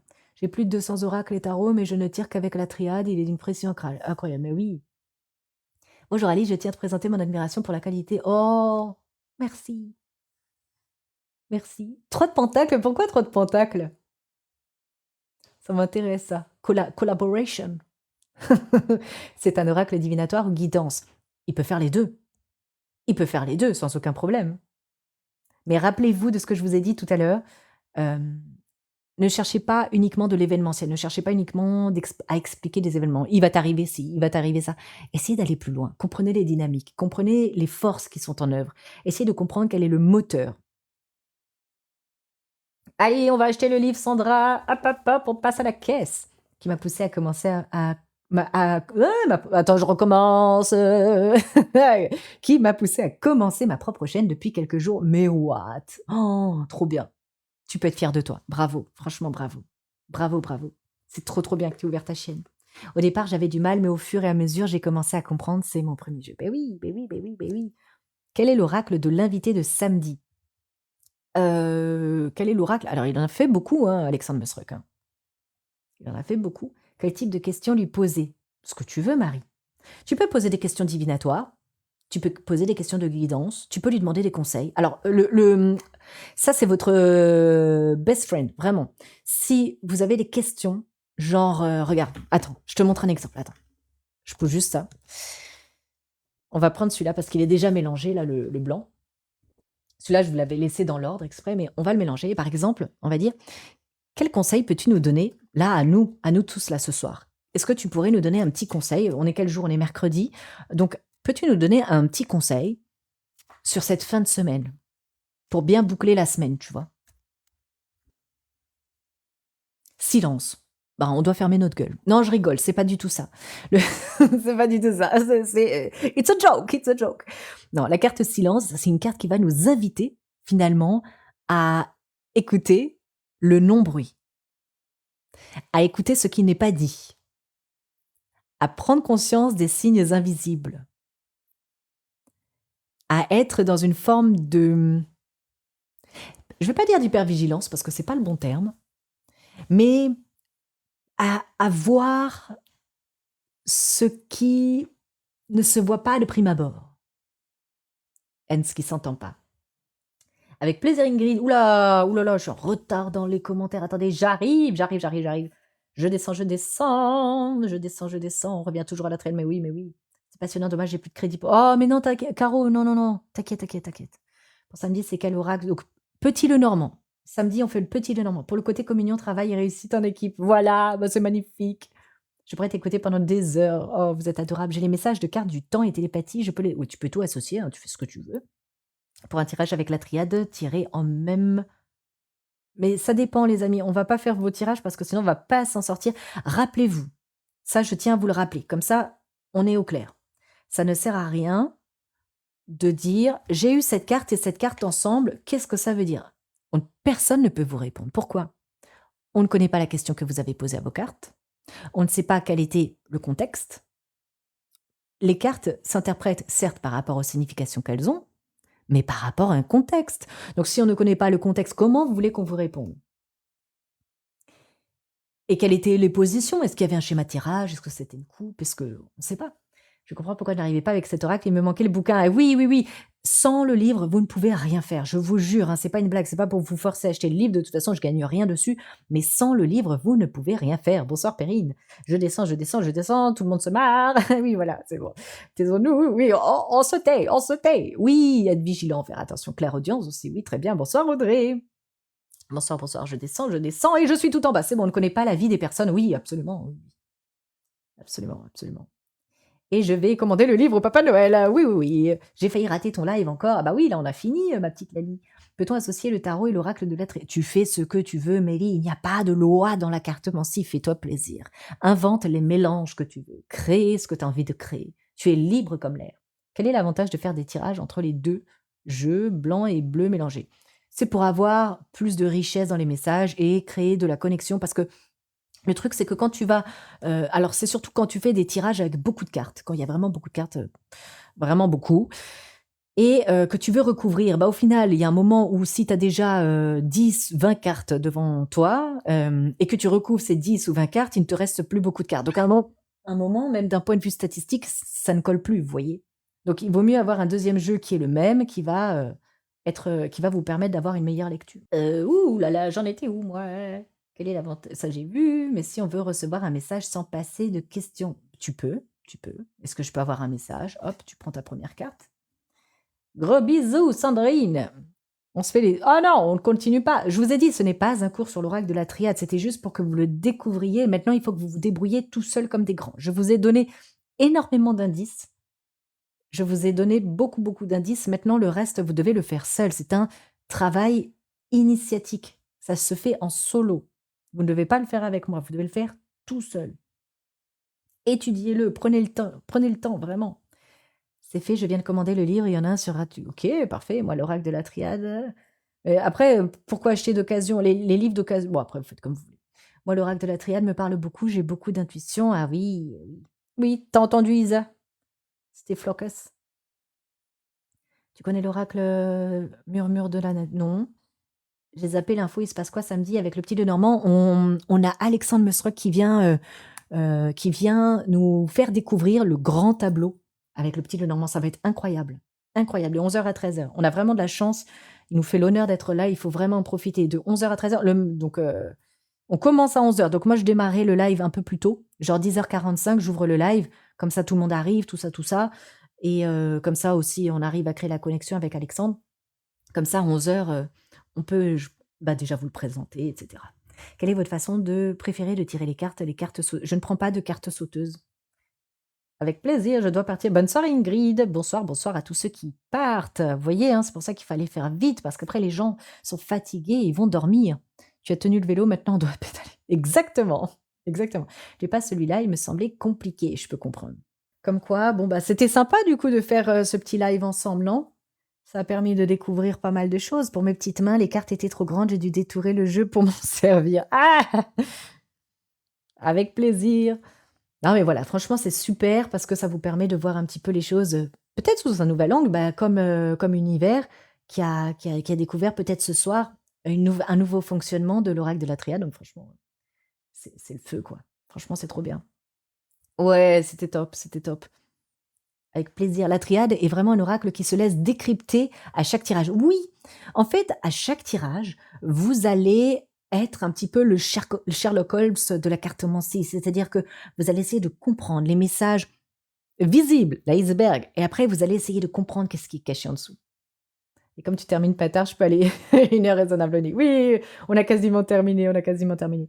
Mais si vous avez des questions, n'hésitez surtout pas, surtout ceux qui avaient posé des questions au début de live, où je ne pouvais pas encore répondre parce qu'il fallait évidemment qu'on avance un petit peu. J'adore ce jeu, il m'attire énormément, mais il faut que je l'étudie. Oui, on étudie, on étudie, on étudie. Je débute vraiment attiré d'office par la triade, tellement intriguant, et oui, et plein de symboles, mais c'est ça. Il est un symbole, il en est devenu un symbole, hein, je crois. C'est exactement ce qui me plaît, l'enquête en carton. Mais oui, franchement, les enquêtes, c'est passionnant. Les enquêtes avec la carto, c'est un truc de zinzin, j'adore. Très bonne idée d'étudier une carte par jour. Oui, ne faites pas plus, hein. Et si vous avez sauté un jour, c'est pas grave. Ce sera le jour d'après. Très intéressant. J'ai hâte d'avoir le livre demain pour commencer à m'y coller. Oui, mais prends le temps. C'est la seule chose que je vous demande. Prenez votre temps. Coucou, je suis deg, j'étais au taf. Ah, scheiße. Je vais vous laisser. Bonne soirée, Seb. Merci d'être passé. C'est trop cool. Merci beaucoup. La triade m'a appelé comme toi avec le tarot. Oui. La triade, pour moi, c'est un jeu qui vous choisit. La triade, c'est un jeu qui décide qui sera, je ne veux pas dire son maître, mais ouais, si, quand même. C'est un jeu qui décide qui va avoir l'honneur de le détenir. C'est fou, non? Mais pour moi, c'est vraiment ça. C'est un jeu qui décide. Il dit oui, non, oui, non. Toi, oui, toi, non. Toi, oui, toi, non. Je suis allée trop vite, j'ai voulu faire 5 cartes par jour. Oui, 5 cartes par jour, c'est trop rapide, à moins que tu aies une énorme base culturelle et de savoir sur, évidemment, tous les systèmes qui sont intégrés dedans, ce qui est totalement possible, hein. Mais tu vois, par exemple, moi, j'arrivais pas, hein. Moi, j'ai dû replonger dans des choses que je ne connaissais pas. Donc, les recherches entraînent d'autres recherches, qui entraînent d'autres recherches, qui entraînent d'autres recherches, et ça ne s'arrête jamais. Parce qu'en fait, ce que fait Dominique Duplat dans son livre, c'est qu'il vous donne des indices. Il vous dit, voilà, il y a ça, mais il vous dit pas ce que le ça c'est. Il vous dit, il y a ça. Mais le ça, c'est à vous d'aller chercher ce que c'est. Vous voyez, c'est passionnant. C'est passionnant. La difficulté, c'est quand c'est si simple de tirer les cartes avec des oracles. Oui. Est-ce qu'on peut étudier 2 orientations en même temps? Ah, j'ai pas trop compris la question, mes petits bouts, tu peux me la reposer? Étudier 2 orientations en même temps. Faire un tirage du choix, tu veux dire? Tirage du choix, oui, bien sûr, tu peux. Merci Stéphanie, merci beaucoup.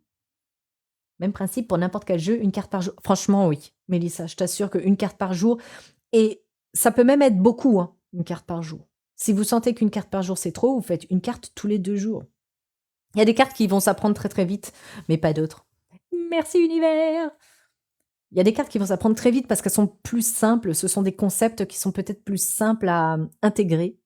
Et il y a d'autres cartes qui seront plus longues à comprendre parce que il y a trop d'apprentissage. Vous n'allez pas comprendre, donc il va falloir vraiment rentrer dedans, etc., etc. Et donc si ça prend 2 jours, ça prend 2 jours.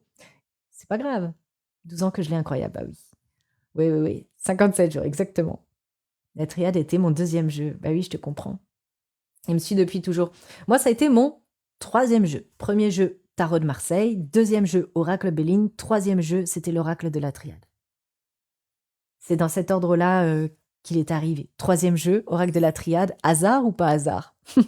Merci Stéphanie. Oh, pardon. Le cadeau s'appelle quand même Fessier remuant. Ok, ok. On adore, on adore. Alors, pardon, je suis tombée dans les messages, je vais essayer de retrouver où j'en étais. La carte 5 est une dualité sur nous-mêmes, c'est bien ça? Oui, bien sûr, bien sûr, bien sûr, c'est ça. La carte mensonge. Ah non, toi tu parles de la carte de l'eau? Non, c'est pas une dualité avec toi-même. C'est la carte mensonge, la dualité. Triade Béline, Marseille, Ryder le Normand, les références, oui, c'est vrai, totalement. Voilà, voilà. Eh bien, écoutez, nous sommes quel jour? Nous sommes mercredi. Donc, nous, on se retrouve, je vous rappelle, on se retrouve samedi de 11h à 13h pour un live spécial avec Alexandre Musruck sur le petit Lenormand et son utilisation dans le grand tableau. On a énormément de chance. Vraiment, Je me dis: «C'est une dinguerie» parce qu'en fait, il est hyper accessible, mais je crois que vous vous rendez pas compte de qui est Alexandre Musruck et quand vous allez comprendre de qui il s'agit, vous allez dire: «Waouh, dinguerie!» en plus sur TikTok et tout, ce truc de fou. Donc profitez-en, c'est gratuit! Et vous pourrez, voilà, poser vos questions, découvrir, le grand tableau ou le redécouvrir, hein, pour ceux qui tirent déjà le Petit Lenormand et qui connaissent déjà le grand tableau. C'est du bonus, voilà, c'est du bonus, donc profitez-en. 11h-13h avec Alexandre. Venez un petit peu plus tôt, on se dit, 10h45, 10h50. Rendez-vous à 10h50 comme ça, on se dit bonjour avant et comme ça 11h let's go, c'est parti quoi. OK?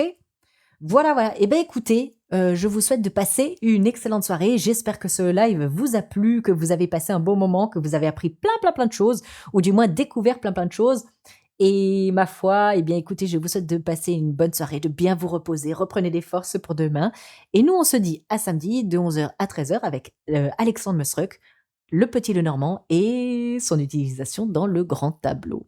Voilà, voilà. Eh ben, écoutez, je vous embrasse fort. Encore un grand merci pour votre soutien, pour votre présence, pour votre bonne humeur et on se dit à très vite. Ciao, ciao!